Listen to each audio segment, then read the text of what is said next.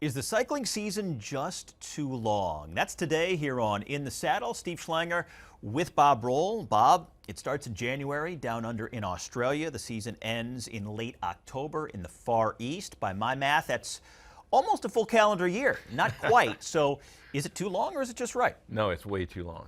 I mean, they got to shorten it. I mean, it puts the riders and the teams under unbelievable amounts of strain and stress and pressure.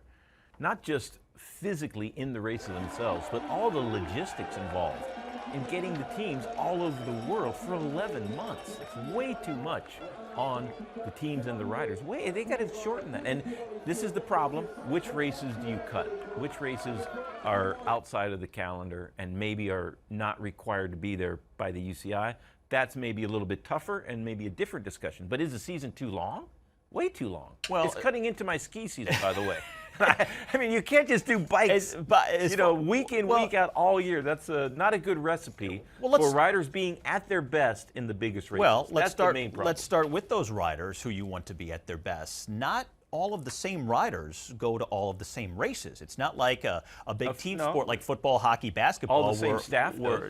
Well, they split up the staff at different races too. No, there's not enough people to do the whole season on each team. No way. I've seen different directors. I've seen different personnel, different soigneurs at different races.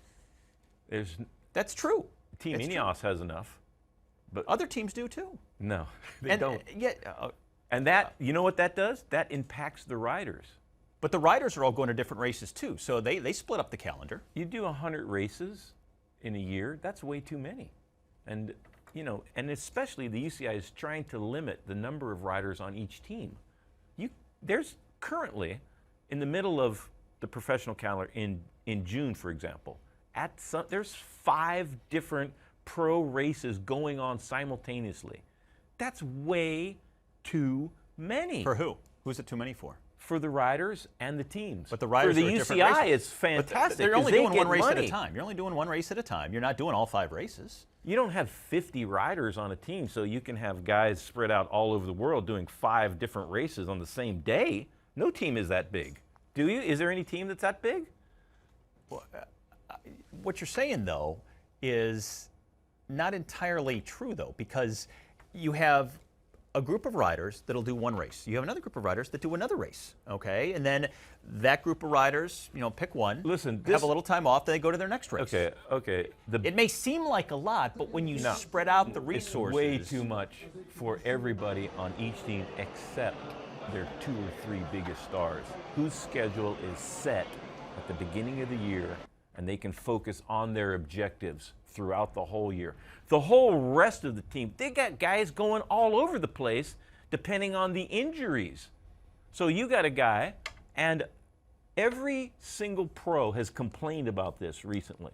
They don't know what their schedule is going to be like after the first race of the year. That's part of being a professional cyclist, though. I mean, you have to adapt, right? You know that going in. Yeah, but you don't have to set it up for them to fail. Well, you're not necessarily doing that. At the same time, too, not every cyclist, and I would say most cyclists, don't go to races expecting to win or even trying to win. I mean, a lot of them use it for form and training and getting ready for something else down the road. So you're not taxing your body and your mind to the fullest. I would say that except for the biggest stars, 2 or 3 riders, 3, maybe 4 guys on each team, the whole rest of the roster does races during the calendar they are not scheduled to do because there's so many races.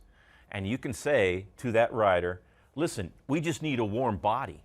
You just go there and start and go back home. But that stress, that travel, that anxiety, and also the competitive instinct that you want to get to the finish line day in and day out is a detriment to everybody in the professional field except for a very select group of riders that the team believes are going to be successful at their objectives. Name me a sport that doesn't have travel, stress, some kind of logistical challenges. All of them. Exactly. Except cycling. No, all of them. No sport goes through what the cyclists go through. No sport. Does the NFL guys play in Australia and then play They in play Rome? in England, they play in London, they play games overseas. The NBA goes to the Far East. The NFL plays more games. Their regular season? Yes. The NFL plays more games in London The now than they ever NBA has have. a regular season game outside? Yes, the NBA has gone to the Far East. They've gone to Mexico. 2 teams once in a while. It's not a regular 11-month grind for every team all over the world all the time. But plus, they're traveling nonstop. Their schedule, traveling nonstop. Look at it this way, though. Their schedule is fixed in a stadium that the team has to be at. Which could, right? in that regard, though, they have more dates. Okay, they have more events that they have to compete in, more games. Baseball has 162 games. Yeah, but how far do they have to go to get there? What's the flight time between LA and New York? 6 hours? No, 4 hours, 52 minutes, depending on what the jet stream is. You're on the road. On the way back is harder. Okay. It's closer to 6 hours. You're on the road for 80 what plus is games. let's say, from Milan to Sydney, Australia, what do you think the flight time is? It's That's 3 once. times. You do that once, okay? And then you're in that country for the duration. And then you go to Tour of California, you have some days 9-hour time difference? No. California is in May.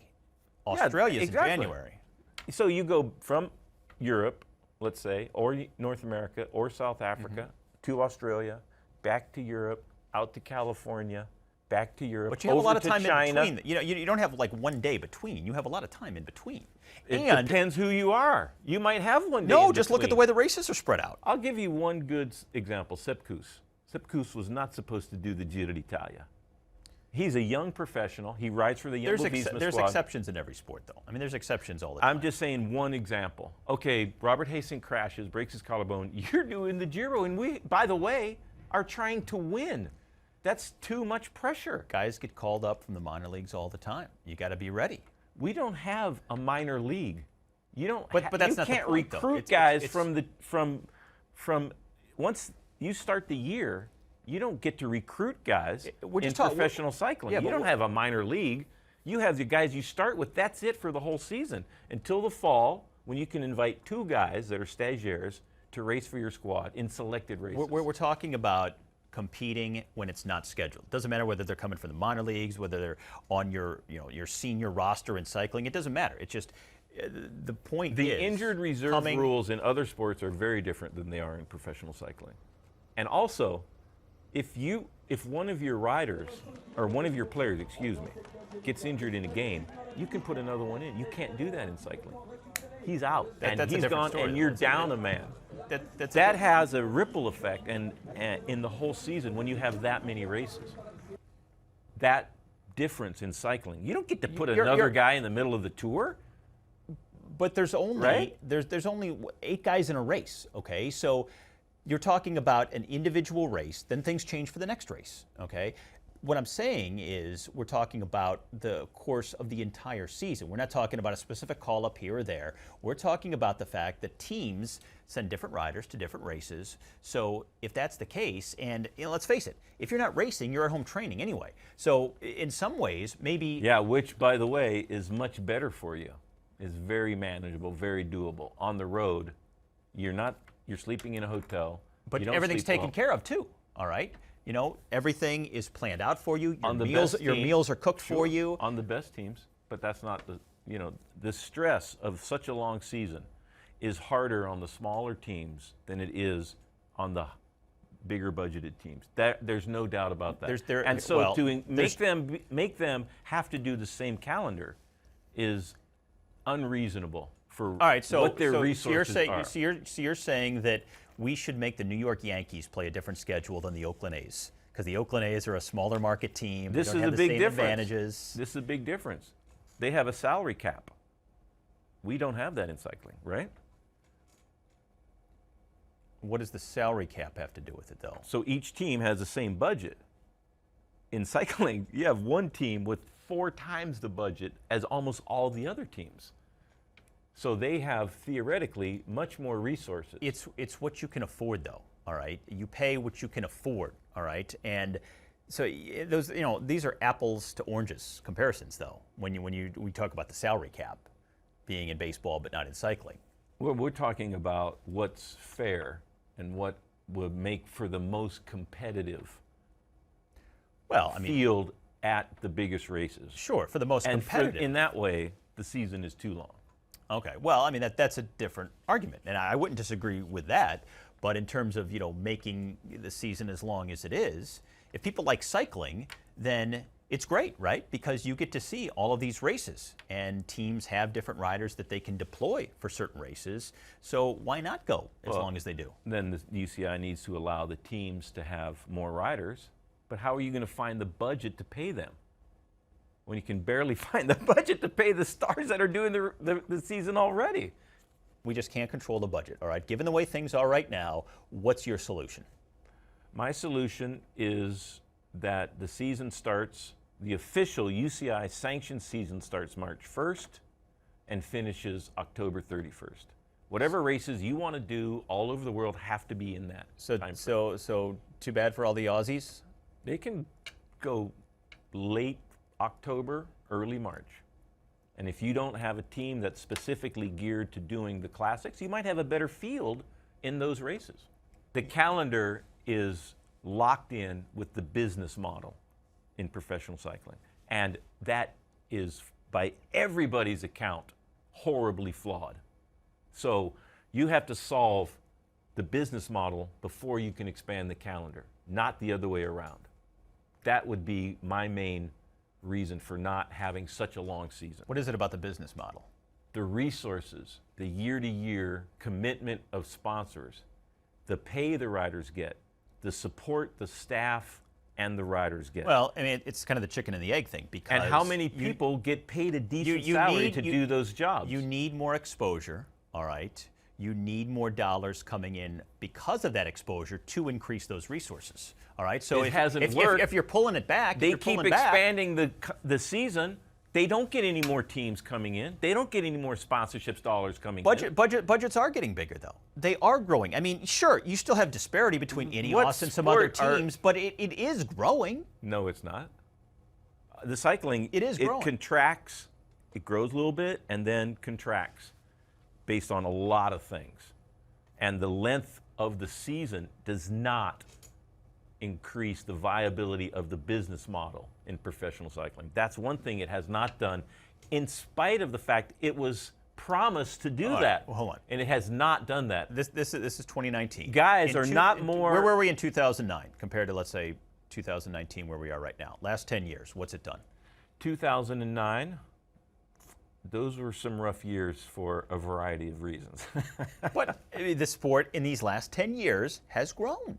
Maybe not as much as you want it to, but it has expanded. The riders are not making appreciably more money on average now than they were 10 years ago. Sure they are. They're making more money. I mean, again, maybe not as much as you think they should be, but they are making more money. Not maybe the top stars are making a little bit more money, but the riders that have to do all of those races are not making any more money. It's embarrassing what the pay is for some of the top professionals in cycling. The salaries, even for the lowest level riders, are not the same today as they were 10 years ago.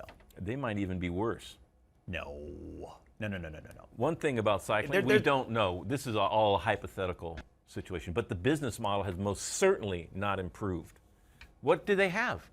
A guy gets tired of cycling, that team's gone. Well, and having an extra long season doesn't help that. It maybe makes it worse. I don't think it doesn't make it worse, because, I mean, the exposure is your lifeblood, right? Let's say, I mean, if you don't have exposure, what do you have? Tinkoff is a good example of a guy that had been to so many bike races and got bored with it, pulled the plug on his whole team, multi-million-dollar, biggest budgeted team apart from Team Sky. He's like, I'm tired, too many races, I'm out. Does that help the business model of cycling? That's one guy who was okay. I mean, as we all know. I will grant you that. He's not the most stable example to use. Right. But if 5 other guys got tired of it, I mean, let's be honest. That is the biggest teams. Honest. If you went to most of the sponsors and said, hey, would you rather have your product in front of millions of people as much as possible, or would you rather have it in front of less people? What do you think they're going to say? If you told them that it was less people, but they're more focused, and they're more... They're not going to be more focused? Why wouldn't they be? Because fans don't focus based on different races like that, like you're talking about. Also a good consideration to add into it is attention deficit disorder in sports fans nowadays. Like, So you the can't fan- expect people to pay attention to anything for 11 months. 11 minutes right, is a Bob. stretch nowadays. Bob, I can't reach as far as you are. I mean, you're basically casting a line at this point to try and make the point. What, I mean, you come on. think it's a good schedule? 11 months? Look. I tell you, I want you to do a survey of the pros that are racing that have to perform for this whole calendar and ask them. Like, covering it for us is. I'll ask the more athletes races in every we get sport, to- and they'll say we do too much. Okay. Every athlete in every sport will say the season's too long. And so why did the know? cyclists have to? I'm just saying that it works on a lot of levels. It works on a lot of levels. That it's 11 months long. Didn't you predicate this whole thing that saying it's way too long already? I know. I asked you. Yeah, I think it's asked too you. long. All right. We gotta cut bait at some point. So this is a good time. Cut bait or Yeah. fish? Is that what you're saying? Let's fish. Well, you've been doing a lot. You got a huge net out there looking for something. I don't know what. Let's All right, ask so the people that are watching, and if they're watching this late in the season. Bob Key does not like the length of the cycling season. It was up to him. We'd race for like maybe 2 weeks in July, and that'd be a day. He'd be on a beach I know. with a drink. I So. gave the sport 9 full months. Get it done. Can't do something in 9 months. Can't do a season in 9 months. If you Come haven't on. already done so, leave the comments below. Is the cycling season just too long?